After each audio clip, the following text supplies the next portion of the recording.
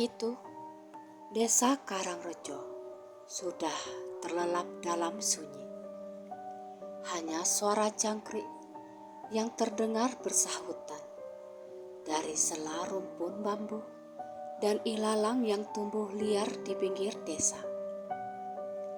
Angin bertiup lirih, tapi cukup untuk membuat genting-genting tua rumah penduduk berderit pelan. Di sebuah rumah sederhana yang berada di dekat pemakaman desa, tinggal seorang pemuda bernama Bagas, berusia 28 tahun. Ia tinggal bersama ibunya yang bernama Bu Tumina, seorang janda yang sejak lama bekerja sebagai perias jenazah perempuan. Bagas sendiri bekerja sebagai kuli bangunan. Sesekali ia membantu ibunya jika ada keluarga duka meminta membantu menyiapkan kebutuhan terakhir jenazah. Sejak kecil, Bagas sudah terbiasa memandikan jenazah, mengkafani, hingga mengantarkan ke pemakaman. Hal itu membuatnya tumbuh menjadi sosok pemberani dan tak mudah gentar pada hal-hal gaib. Setidaknya begitu pikir warga desa selama ini. Namun mereka tidak tahu bahwa Bagas sebenarnya menyimpan rasa takut paling dalam pada satu hal.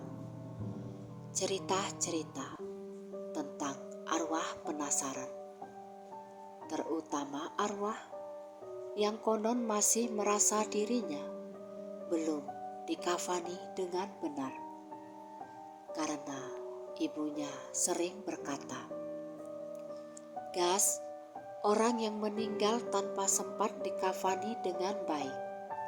Terkadang mereka datang lagi untuk minta tolong.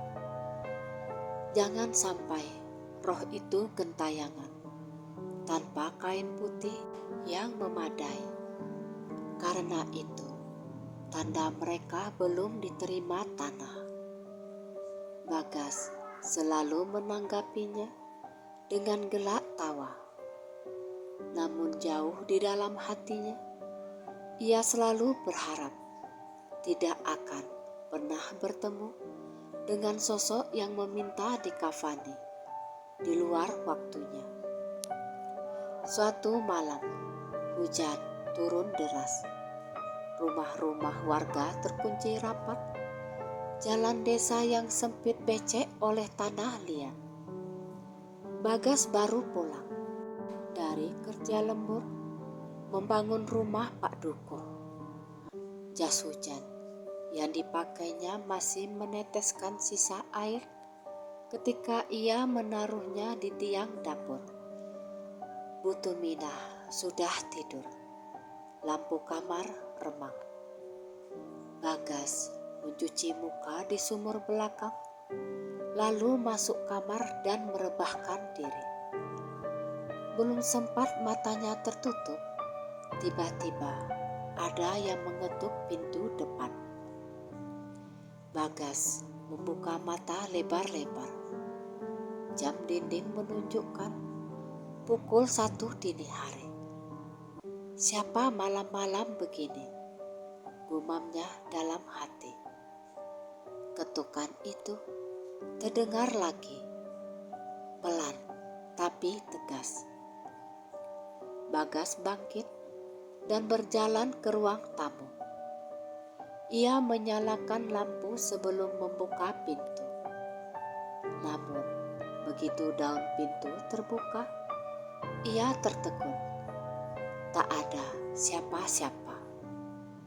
Hanya deras hujan dan udara dingin menusuk. Bagas memeriksa sekitar teras, bahkan menengok ke arah jalan depan. Semuanya kosong. Ia menggeleng. Mungkin cuma suara pohon terkena angin. Dan baru saja ia hendak menutup pintu, seseorang berdiri tepat di depan pagar pendek rumahnya. Sosok laki-laki, tubuhnya kurus, bajunya lusuh penuh tanah dan basah kuyup. Wajahnya pucat, bibirnya membiru, rambutnya basah seperti baru bangkit dari dalam kubur. Bagas terdiam, suara nafasnya tercekat. Orang itu menggerakkan bibirnya. Suara serak seperti menahan sakit. "Kafani, aku." Bagas merasa seluruh tubuhnya meremang. Kakinya lemas. Orang itu melangkah satu langkah lebih dekat. "Aku dingin." Bagas langsung membanting pintu, menguncinya rapat-rapat. Ia mundur beberapa langkah sambil memegang dadanya yang berdegup kencang. Apakah itu orang hidup atau bukan? Tidak mungkin orang hidup dengan wajah sekosong itu dan berbicara seperti itu. Ia mendekat ke jendela, mengintip dengan hati-hati. Ternyata sosok itu menghilang seolah ditelan gelap. Keesokan paginya, Bagas tampak pucat saat sarapan. Bu Tumina menatapnya heran. "Kamu kenapa, Gas? Kamu apa nggak tidur semalaman?" Bagas menimbang. Apakah ia harus bercerita? Tapi pada akhirnya, ia hanya menggeleng. "Gak apa-apa, Bu, cuma capek." Namun, meski ia berusaha melupakannya, saat siang menjelang, kabar duka datang dari rumah Pak Wiryu, salah satu sesepuh desa. Anak perempuannya, Sari, ditemukan meninggal subuh tadi di belakang rumah. Tidak ada bekas luka. Keluarga menduga ia jatuh terpeleset saat mengambil air. Bu Tumina dipanggil untuk membantu memandikan jenazah. Bagas ikut mendampingi. Saat melihat Sari terbaring di ruang tengah, Bagas terdiam lama. Wajah almarhumah pucat, rambutnya masih sedikit basah. Jantung Bagas berdegup lebih cepat. Wajah itu mirip sekali dengan sosok yang dilihatnya semalam. "Gas, kok malah melamun?" tegur ibunya pelan. Bagas buru-buru menggeleng, lalu membantu menyiapkan air hangat. Namun ia tak berani memandang wajah Sari lagi. Rasanya tengkuknya kembali dingin ketika ia teringat permintaan Lirih malam tadi. "Kafani, aku." Bagas mulai merasa mungkin kejadian tersebut bukan sekedar mimpi atau halusinasi. Mungkin itu sebuah permintaan tolong. Pernak-pernik tradisi penyelenggaraan jenazah berlangsung seperti biasa. Memandikan, mengkafani, sholat jenazah, hingga menguburkan di pemakaman desa. Proses selesai menjelang asar. Warga perlahan kembali ke rumah masing-masing. Bagas dan ibunya juga bergegas pulang. Tapi satu hal membuatnya gelisah. Ia melihat kain kafan Sari tidak tertutup sempurna pada bagian bawah kaki. Ada celah kecil yang terlihat oleh Bagas ketika jenazah dipindahkan ke keranda. Namun, ia tak ingin memperbesar masalah. Ia hanya berharap tidak ada kejadian aneh setelah ini. Sayangnya, harapan itu terlalu muluk. Malam berikutnya, sekitar waktu yang hampir sama, Bagas yang sudah lebih dulu berjaga di kamar mendengar suara ketukan pintu lagi. Kali ini, ketukannya lebih pelan, namun terasa lebih memaksa. Bagas memberanikan diri melangkah ke ruang depan, membuka sedikit tirai jendela. Hatinya langsung jatuh ke dasar bumi. Di depan pintu berdiri sosok perempuan berwajah pucat dengan kain kafan yang sudah kusut dan kotor. Rambutnya terurai basah menutupi sebagian wajah. Bagian bawah kafannya menganga, persis celah yang ia lihat tadi saat penguburan. Dengan suara yang sama seperti semalam, dia berkata, "Tolong kafani aku, kafani dengan lengkap." Wajahnya menunduk, tapi kedua matanya yang tampak dari sela rambut itu menatap tepat ke arah Bagas, membuat darahnya membeku. Bagas jatuh terduduk dengan tubuh bergetar. Ia ingin berteriak memanggil ibunya, tapi suaranya tertahan. Hanya suara lirih perempuan itu yang terdengar. "Tolong aku, Bagas." Bagas menutup wajahnya ketakutan. Saat ia mengintip kembali melalui jendela, sosok itu sudah menghilang. Namun suara tangisan pelan terdengar dari arah pemakaman, seolah memanggil, menunggu Bagas datang menemuinya. Malam itu menjadi malam paling panjang bagi Bagas. Ia tak berani memejamkan mata sampai azan subuh berkumandang. Bahkan setelah matahari terbit dan desa mulai ramai, rasa takut itu belum hilang. Lebih tepatnya, rasa bersalah. Ia merasa seperti mendengar jeritan bukan hanya dari perempuan itu, tetapi dari dalam dirinya sendiri.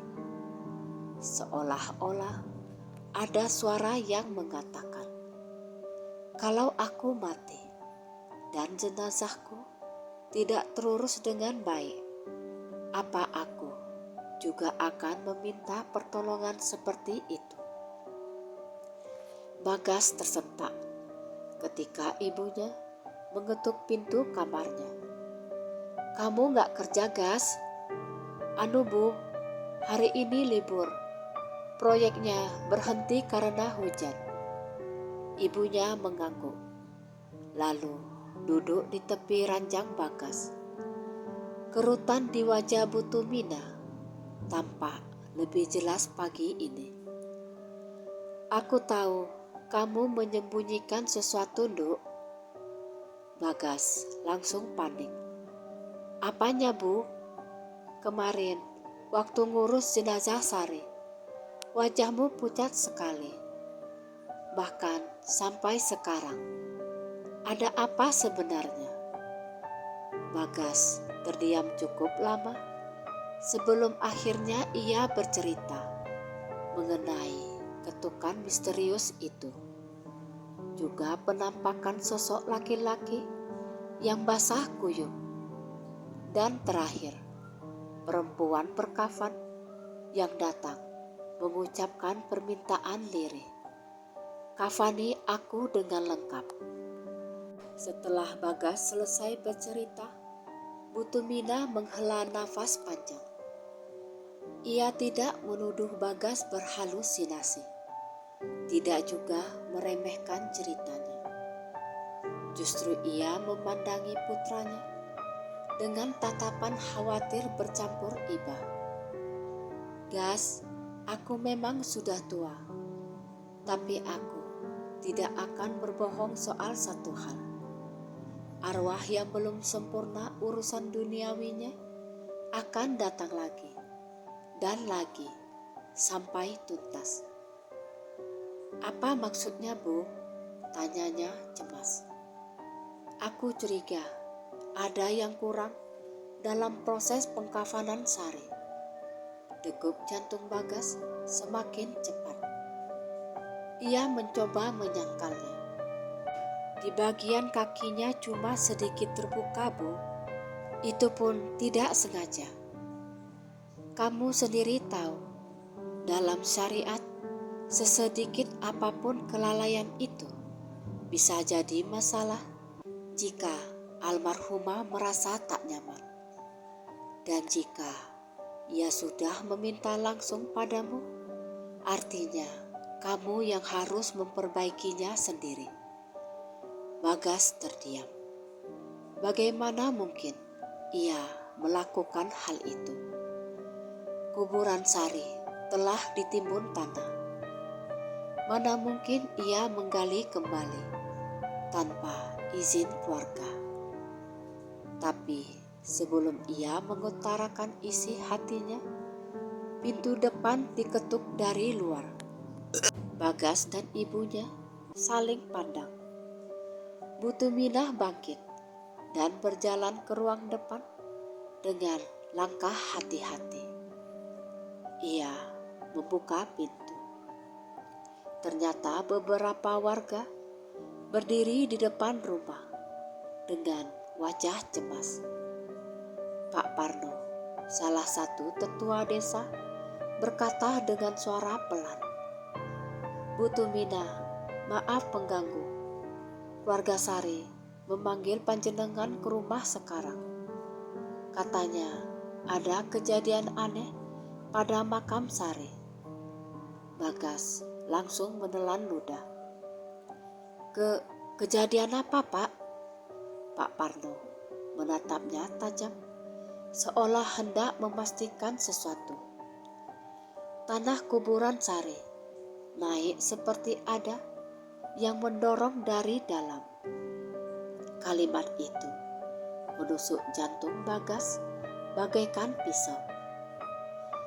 Tanpa menunggu lama, Bagas dan ibunya ikut ke pemakaman. Di sana sudah banyak warga berkumpul. Sebagian memegang senter, sebagian lainnya mengusap dada sambil komat-kamit membaca doa. Tanah makam Sari memang tampak ganjil, menggembung di bagian atas kepala hingga lutut, seperti ada tubuh yang bergerak di bawah tanah. Pak Parno menoleh kepada keluarga almarhumah. Ayah Sari, Pak Wiryo, berwajah muram. Suaranya hampir tak terdengar. "Aku mimpi Sari semalam. Dia bilang kakinya dingin karena kainnya kurang." Ibu Sari menangis tertahan. Bagas menutup mulutnya sendiri. Ia menyadari semuanya sudah jelas. Sari datang padanya bukan untuk menakut-nakuti, tapi memohon bantuan. Pak Parno akhirnya memutuskan, "Kita harus buka makam ini kembali dan benahi apa yang kurang, daripada arwahnya tak tenang." Dengan seizin keluarga dan kesediaan beberapa warga, makam Sari digali perlahan. Bagas memandang dari belakang ibunya, tangannya bergetar hebat. Saat papan penutup liang lahat dibuka, warga terdiam. Sari terbaring dengan posisi telentang seperti sebelumnya. Tapi kain kafan bagian kaki benar-benar terlepas hingga terlihat betisnya yang pucat kaku. Beberapa warga mengucap istighfar. Ibu Sari tersungkur menangis histeris. Bagas merasa kakinya lemas tak bertulang. Ia ingin lari, namun Bu Tuminah menggenggam tangannya. "Kamu yang harus membenahinya, Bagas," ucap ibunya dalam bisikan tegas. "Tapi aku takut, Bu. Kamu laki-laki. Dia hanya minta ditutup dengan sempurna, bukan mau menyakitimu." Bagas menarik nafas panjang dan dengan bantuan ibunya, ia turun ke liang lahat dengan tubuh gemetar. Suasana hening menyelimuti pemakaman. Cahaya senter warga menyorot tubuh Sari yang pucat. Bagas memegangi kain kafan dengan hati-hati. Tangannya dingin seperti es saat ia menyentuh kaki Sari untuk merapikan kain. Tiba-tiba tangan Sari bergerak dan mencengkram pergelangan Bagas. Bagas menjerit sekuat tenaga, hampir melompat keluar liang. Warga terperanjat, sebagian mundur panik. Namun Bu Tuminah tetap kokoh berdiri. Bagas gemetar ketakutan. Sari menggerakkan bibirnya. Suaranya lirih hampir tak terdengar. "Terima kasih, Bagas." Sekejap kemudian cengkramannya pun lepas. Tubuh Sari kembali kaku seperti sebelumnya, seolah tak terjadi apapun. Bagas terduduk lemas, bahunya berguncang hebat. Air matanya menetes tanpa ia sadari. Ia menatap wajah Sari yang kini tampak lebih tenang. Bu Tuminah tersenyum tipis. "Sudah, Gas, kamu sudah menolongnya." Pemakaman selesai dan tanah kembali diratakan. Namun rasa takut dalam diri Bagas masih belum benar-benar pergi. Karena di sudut benaknya, ia yakin sosok Sari bukan satu-satunya yang datang padanya semalam. Ada satu lagi, yaitu sosok laki-laki kurus dengan wajah pucat dan tubuh basah kuyup, yang juga berkata sama, "Kafani aku." Dan ia belum tahu apa keinginan roh tersebut. Baru saja warga bubar dari pemakaman dan Bagas serta ibunya berjalan pulang melewati jalan setapak. Angin malam berhembus dingin. Entah dari mana datangnya, suara serak itu kembali terdengar. Tepat di belakang Bagas. "Giliran aku sekarang." Bagas membeku. Ibunya juga memalingkan wajah perlahan, dan dari balik pepohonan pemakaman tampak sosok lelaki dengan pakaian basah kuyup, wajah pucat, dan mata kosong itu kembali berdiri. Tubuhnya menunduk sedikit. Air menetes dari rambutnya. Ia mendekat, langkah demi langkah. "Kafani aku, Bagas." Bagas mundur beberapa langkah. Wajahnya pucat pasi. Siapa kamu?" Suaranya tercekat. Lelaki itu mengangkat wajahnya perlahan, menunjukkan satu senyum mengerikan. Dan ia berbisik, masih berada di dasar sumur itu. Bagas mematung. Suara lelaki itu seperti bergema langsung di dalam kepalanya, membuat aliran darahnya seolah terhenti. Ia ingin lari, tetapi tubuhnya membeku. Bu Tuminah meraih tangan Bagas dan menariknya pelan. Mereka mulai mundur. Langkah kaki mereka gemetar. Namun, sosok lelaki itu tak bergerak mengejar. Ia hanya menatap. Lalu, kepalanya menunduk seolah menahan kesakitan. Angin malam bertiup kencang. Udara semakin dingin. Daun-daun bambu bergesekan dan menimbulkan suara yang terdengar menyeramkan. Saat Bagas masih memandang dengan wajah pucat, lelaki itu kembali membuka mulutnya. "Aku belum ditemukan." Suara itu semakin melemah dan perlahan tubuhnya memudar. Mulai dari kaki, lalu badan, hingga wajah terakhir kali terlihat sebelum benar-benar lenyap tertelan gelap. Bagas terjatuh terduduk. Napasnya memburuh, lututnya lemas. "Bu, itu tadi siapa?" ucapnya sambil menahan gemetar. Bu Tuminah menghela nafas panjang. "Entahlah, tapi satu hal jelas, dia membutuhkan pertolonganmu." Bagas mengepalkan jari, namun rasa takut masih menguasai pikirannya. Ia menatap sumur tua di kejauhan, satu-satunya sumur besar di dekat pemakaman. Sumur yang sejak dulu dikenal warga memiliki aura angker.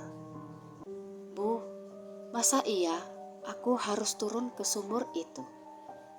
Ibunya tak langsung menjawab. Justru menatap Bagas sangat dalam. Kalau dia menunjukkan dirinya dengan wujud seperti tadi, artinya jasadnya belum ditemukan. Ia bisa jadi korban yang tidak diketahui. Kalau kita biarkan, dia akan terus menderita di sana. Bagas memijat wajahnya, mencoba menenangkan diri. "Tapi aku takut, Bu." Bu Tuminah menyentuh pundaknya. "Rasa takut itu wajar, tapi menolong yang membutuhkan adalah tugas manusia. Dan mungkin ini memang tugas yang dititipkan Allah padamu." Malam itu, meski tubuh Bagas sangat lelah, ia tak mampu tidur. Suara lelaki itu terus berdengung di telinganya. Tak lama kemudian terdengar ketukan lembut di pintu. Bagas terlonjak berdiri. Astagfirullah. Namun ketika ia membuka pintu kamar, ternyata Bu Tuminah berdiri di sana membawa segelas susu hangat. "Kalau nggak bisa tidur, jangan dipaksa. Jaga pikiranmu, Gas." Bagas tersenyum lemah sambil menerima gelas itu. Ibunya duduk di kursi di dekat ranjang. "Kamu tahu sumur dekat pemakaman itu?" "Ya, katanya sudah lama tak dipakai. Beberapa tahun lalu pernah ada kabar orang hilang saat musim hujan. Katanya pemuda dari desa sebelah, tapi tidak pernah ditemukan. Polisi hanya mengira dia hanyut." Bagas terdiam. Jantungnya kembali berdetak cepat. "Bu, jangan bilang kalau lelaki itu..." "Aku tidak bisa memastikan, Gas. Tapi kita harus cari tahu terlebih dahulu. Bagas memejamkan mata, ketakutan, namun ada rasa lain menyelinap, yaitu rasa iba. Kalimat ibunya menancap kuat, menolong yang terikat di antara hidup dan mati. Mungkin itu tugasmu. Keesokan harinya, Bagas memberanikan diri untuk mencari informasi ke rumah Pak Parno. Ia diterima di teras rumah yang teduh dengan suguhan teh hangat. Pak Parno, Bagas memberanikan diri bertanya, apa benar dulu ada pemuda yang hilang dekat pemakaman? Pak Parno terkejut sesaat. Kemudian wajahnya berubah serius. Iya, namanya Seno. Umur sekitar 20 tahun. Dia suka mancing dekat pemantang sawah. Suatu sore, dia hilang di telan banjir kecil.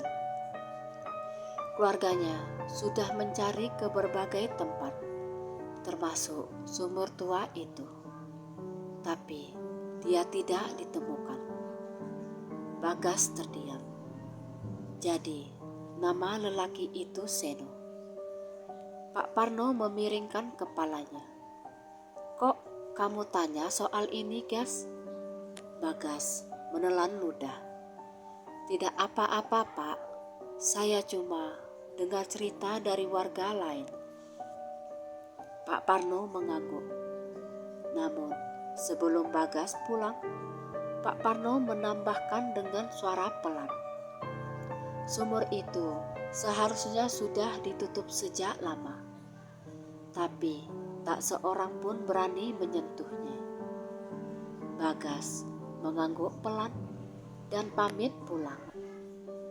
Di perjalanan melewati pemakaman, Bagas kembali melihat sumur tua itu. Sumur dengan bibir batu yang retak dan penuh lumut. Ranting kering menutupi sebagian permukaannya. Bagas menghentikan langkah, seolah ada yang menariknya mendekat. Angin mendadak berhenti, suara jangkrik lenyap. Hanya degup jantung yang terdengar di kepala Bagas. Semakin dekat ia melangkah, semakin kuat aroma tanah basah menusuk hidungnya. Sumur ini, gumamnya pelan. Begitu Bagas mendekat ke bibir sumur, ia mendengar suara pelan, seperti bisikan jauh dari bawah jurang. Bagas, Bagas kontan mundur beberapa langkah. Wajahnya pucat. Suara dari dalam sumur semakin jelas. Aku kedinginan, Gas.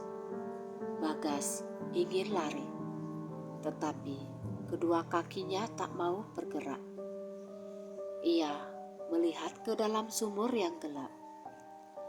Namun ia merasa seolah ada mata dari dasar sumur yang sedang menatapnya. Tolong aku. Dan dalam sekejap, tangan pucat muncul dari kegelapan, meraih udara seperti mencari pegangan. Bagas menjerit dan jatuh terduduk. Ia merangkak menjauh dengan tubuh bergetar hebat. Tangan itu perlahan menghilang, seolah kembali tenggelam. Suara bisikan terakhir terdengar begitu menyayat hati. Kafani aku. Bagas menangis ketakutan. Semua ini terjadi terlalu cepat dan terlalu tiba-tiba. Ia menunduk, tubuhnya gemetar memeluk lutut. Dengan suara yang nyaris tak terdengar, ia berkata pada dirinya sendiri, "Aku harus bantu dia." Udara kembali bergerak, angin bertiup lagi, dan suara-suara alam kembali terdengar. Seolah roh itu berkata, "Akan kutunggu." Sore itu, Bagas pulang dengan wajah muram. Ibunya sudah menunggu di depan rumah. Wajahnya cemas. "Aku tahu raut wajahmu. Kamu sudah bertemu dia kan?" Bagas mengangguk pelan. "Bu, sepertinya aku harus bantu dia." Bu Tumina langsung merengkuh tangan Bagas. Tak bisa menyembunyikan rasa bangganya. "Anakku, aku akan menemanimu. Ayo, kita lakukan ini bersama-sama." Bagas menatap ibunya, meski tubuhnya masih diliputi ketakutan. Rasa hangat muncul di hatinya. Bagaimanapun juga, ia tak sendirian. Malam itu, setelah Isya, beberapa warga yang dipercaya dipanggil diam-diam, termasuk Pak Parno dan Pak RT, yang mendukung keputusan ini setelah mendengar penjelasan Bu Tumina. Tujuannya cuma satu, mengangkat jasad Seno dari sumur tua itu, mengkafani, dan menguburkannya sesuai syariat. Mereka membawa tali, senter, kain kafan, serta alat pengait. Suara wirid diperdengarkan oleh Bu Tumina dan beberapa ibu lain yang ikut mendampingi di kejauhan. Bagas berdiri paling dekat dengan sumur. Meski ia ketakutan, ia memaksakan diri untuk tetap tegak. Pak Parno bertanya pelan, "Gas, kamu siap?" Bagas menarik nafas panjang. "Bismillah, Pak, aku siap." Senter diarahkan ke dalam sumur. Tak terlihat apapun selain gelap pekat, kelembapan, dan dinding batu tua. Pak RT menyiapkan tali panjang dan melemparkannya ke dasar sumur. "Siapa yang turun?" Semua menatap Bagas. Bagas memejamkan mata sebentar. "Kalau bukan aku, siapa lagi? Dia datang menemuiku. Itu berarti dia percaya padaku." Ia membuka mata, menatap ke gelap sumur. "Aku yang turun," kata Bagas mantap. Bagas mengikat tali di pinggangnya dengan erat. Telapak tangannya berkeringat, wajahnya pucat, tapi tekadnya sudah bulat. Bagas mulai menuruni dinding sumur perlahan. Setiap batu yang diinjak terasa licin. Uap lembab menyentuh kulitnya, membuat tubuh semakin menggigil. Gelap semakin pekat ketika ia turun lebih dalam. "Pelan-pelan, Gas, aku pegang talinya." Suara Pak Parno terdengar samar dari atas. Aroma tak sedap mulai tercium. Bagas memaksa dirinya bertahan. Ia tahu jika ia sudah dekat dengan jasad itu. Dadanya naik turun mengatur nafas, hingga pada kedalaman tertentu tangannya menyentuh sesuatu. Lembek, dingin, kasar, terbalut lumut. Bagas mengarahkan senter, dan ia melihat tubuh seorang lelaki tergeletak di dinding dasar sumur. Wajahnya pucat, matanya tertutup tanah, dan tubuhnya sudah membusuk sebagian. Namun pakaian lusuhnya sama persis seperti sosok yang mendatanginya. Bagas menahan mual, namun ia berusaha tetap fokus. "Pak, aku sudah temukan dia." Sebelum warga lain sempat menanggapi, Bagas mendengar suara lirih dari jasad itu. "Terima kasih, Bagas." Mata jasad itu terbuka perlahan. Bagas hampir berteriak.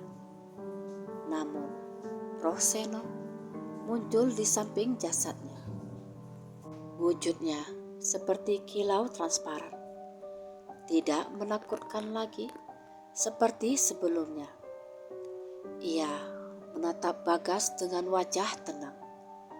"Akhirnya ada yang menemukanku." Bagas mengusap wajahnya. Air mata menetes tanpa ia sadari. Seno tersenyum samar. "Kafani aku, agar aku bisa pulang." Bagas mengangguk kuat. Dengan bantuan tali dan warga di atas, mereka mulai mengikat tubuh Seno dengan hati-hati dan menariknya ke atas. Begitu tubuh itu mulai terangkat, roh Seno perlahan memudar. Namun suara lembutnya masih terdengar. "Aku menunggumu di tanah suci itu." Bagas menatap ke atas, kemudian pada jasad yang mulai terangkat. Ia tahu malam ini belum selesai. Namun satu hal sudah jelas, mulai sekarang tak ada lagi kata mundur. Jasad Seno berhasil diangkat dari sumur tua dengan segala kehati-hatian. Warga menutup area itu, sementara segera dibawa ke musola kecil dekat rumah Bagas untuk dibersihkan dan dipersiapkan pemandiannya sesuai syariat. Di antara semua warga, Bagas yang terlihat paling tegang. Sorot matanya masih menunjukkan sisa ketakutan, namun juga rasa tanggung jawab. Bu Tumina mendampinginya sejak awal, tak pernah sekalipun melepaskan genggamannya. "Gas," ucap ibunya pelan. "Malam ini kamu telah menolong 2 arwah. Itu bukan hal kecil." Bagas menelan ludah sambil mengangguk. Dalam hati, ia masih berharap semua ini akan benar-benar selesai. Jenazah Seno dimandikan oleh para lelaki yang juga berpengalaman. Warga yang lain ikut membantu mempersiapkan air dan kain yang dibutuhkan. Meski kondisi jasad sudah tak sempurna, mereka melakukannya dengan penuh hormat. Bagas berdiri agak jauh. Kedua tangannya bergetar melihat semua proses tersebut. Ia seolah bisa merasakan penderitaan Seno selama ini. Sendirian di dalam sumur, dingin, gelap, tanpa ada yang tahu. Hingga akhirnya saat pengkafanan dimulai, sebuah kejadian membuat semua orang terdiam. Dalam sekejap, ruangan beraroma wangi melati. Padahal tidak ada bunga di sana. Pak Parno menatap heran, begitu juga para warga lainnya. "Ini aroma wangi," salah satu warga berbisik. Bagas menyadarinya jika itu pertanda baik, pertanda bahwa roh Seno bahagia. Setelah pengkafanan selesai, warga membawa jenazah Seno ke pemakaman. Malam itu, langit cerah. Bulan-bulan bersinar terang. Angin berhembus pelan seolah ikut mendoakan. Kuburan disediakan tidak jauh dari makam Sari. Saat pemakaman berlangsung, Bagas membaca doa dalam hati. Hatinya terasa hangat melihat semua warga bersatu membantu. Selesai pemakaman, warga satu persatu pulang dengan wajah lega. Bagas masih berdiri di sisi makam, menatap tanah yang baru diratakan. Seno telah beristirahat di tempat yang layak. Namun, sebelum ia benar-benar berpaling, suara lembut terdengar di telinganya. Bagas, terima kasih. Kamu telah membuatku kembali menjadi manusia yang pantas pulang. Bagas tersentak dan menoleh. Ternyata itu sosok Seno yang wajahnya bersih dan tersenyum penuh syukur. Bagas mengusap mata yang terasa panas. Aku cuma melakukan apa yang harus kulakukan. Seno mendekat sedikit, lalu menatap makam Sari yang berada di dekatnya. Dia juga berterima kasih padamu. Berkatmu, kami tidak perlu lagi gentayangan dalam ketakutan. Bagas tersenyum kecil, meski matanya berkaca-kaca. Seno kembali tersenyum. Sudah saatnya aku pulang. Jaga dirimu, Gas. Dan ia pun menghilang, meninggalkan Bagas yang berdiri dalam sunyi malam yang damai. Beberapa hari kemudian, Bagas mulai bekerja kembali. Hidupnya pelan-pelan berjalan normal. Namun, ada sesuatu yang berubah dalam dirinya. Ia kini lebih peka terhadap sekeliling. Ia lebih menghargai hidup dan kematian. Warga desa pun memandangnya dengan kagum dan hormat. Suatu sore, Bagas duduk di beranda rumah sambil menikmati teh hangat buatan ibunya. Pikirannya melayang teringat sosok Sari dan Seno. Putumina datang dan duduk di sampingnya. Bagaimana perasaanmu sekarang, Nak? Tanyanya sambil tersenyum hangat. Bagas mengangguk, menjawab dengan suara pelan namun mantap. Aku baik, Bu. Aku merasa lebih kuat dan lebih manusiawi. Ibunya menepuk pundaknya lembut. Kamu sudah melakukan hal besar. Allah pasti melihat niat baikmu. Bagas tersenyum. Ia menatap langit yang mulai berubah jingga saat matahari terbenam. Secercah sinar menyentuh wajahnya dan ia menutup mata sejenak, merasakan kedamaian yang utuh. Tidak ada suara aneh, tidak ada penampakan, tidak ada ketukan menyeramkan di malam hari. Hanya ada keheningan yang menenangkan. Dan dalam hati kecilnya, Bagas berucap, semoga kalian benar-benar tenang di sana. Ia membuka mata, lalu tersenyum.